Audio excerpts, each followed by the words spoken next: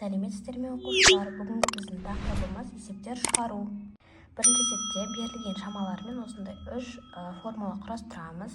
Бізде ауданы, құны және жұмсалған массасы шығады. Яғни, жұмсалған деп қой, жалпы массасы. Осы үшеуінің формуласы. Ал А есебінде бізге осы үш формуланың біреуін таңдап есеп құрастыруымыз керек. Мен ауданын алдым. Оны табу үшін А мен Б-ны көбейтеміз. Сонда 30 метр квадрат шығады.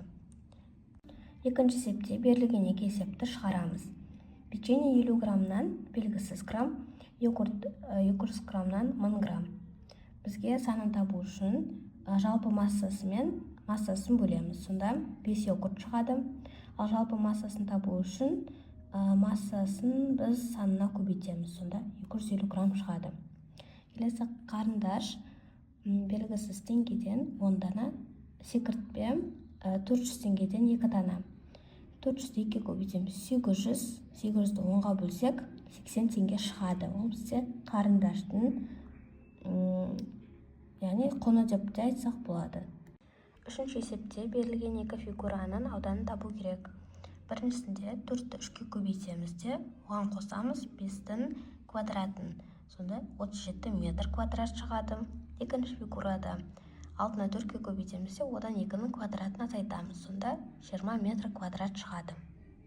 Келесі төртінші есепте шар 10 данадан 5 құрап, қалпақ белгісіз, бірақ 2 есе кем шардан қарағанда. Қағаз болса белгісіз 5 есе кем қалпақтан. Енді біз 10-ды көбейтеміз 5-ке. Бізге негізі сұрап тұрған ол қағаз. Мерекеге қанша ұсақ қағаз әкелінді, соны табуымыз керек.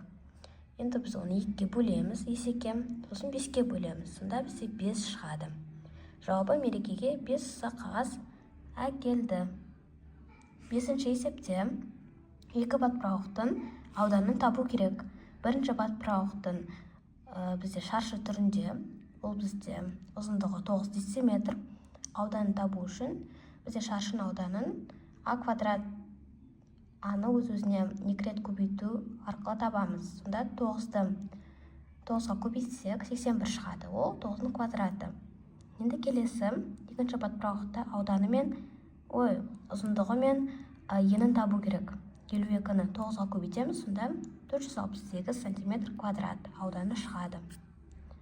Алтыншы есепте өрнектерді шығаруымыз керек. Жетінші есепте берілген екі теңдеуді шығарамыз. Мысалы 35-ті 3-ке көбейтсек 105 шығады. Оған қосамыз x-ті.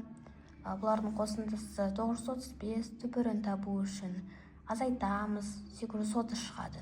Бұл бізде бірінші теңдеудің түбірі. Ал екінші теңдеудің түбірі 860. Осы арқылы шығарсаңыздар болады. Сегізінші есепте бізде белгісіз бір екі шаршы.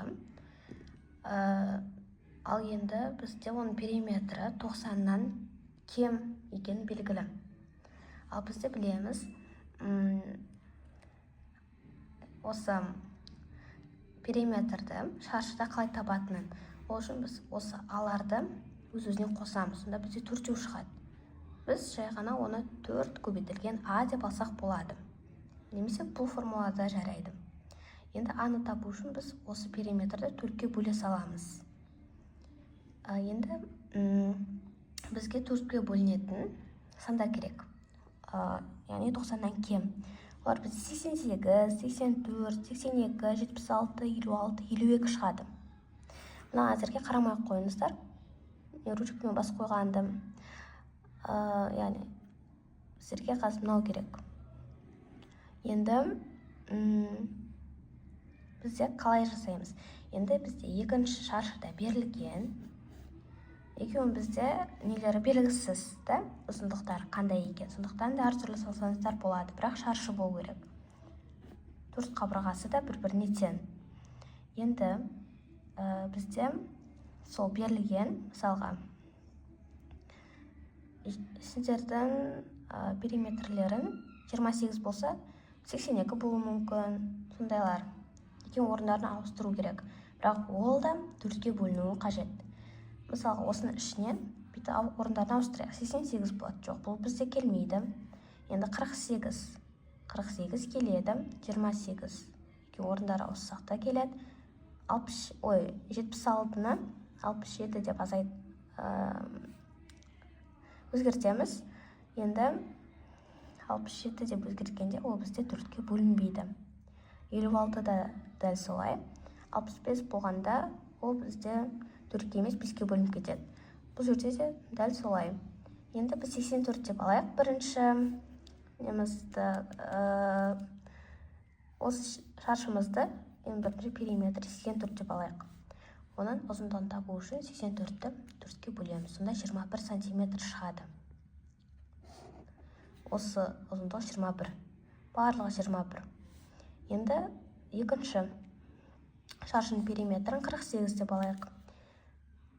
Сонда аны табу үшін 48 4-ке бөлсек 12 сантиметрден шығады. Бұларды сантиметр жазып қойсаңыздар болады. Міне осылай 12 сантиметр шығады. 4-еу де 12 сантиметр болады. Енді барлығын қосқанда 48 шығу керек. Бұдан басқа тағы да шығарсаңыздар болады. Ары қарай тексеруге болады. Бүгінгі сабақ ұнады деген ойдамын. Сау болыңыздар.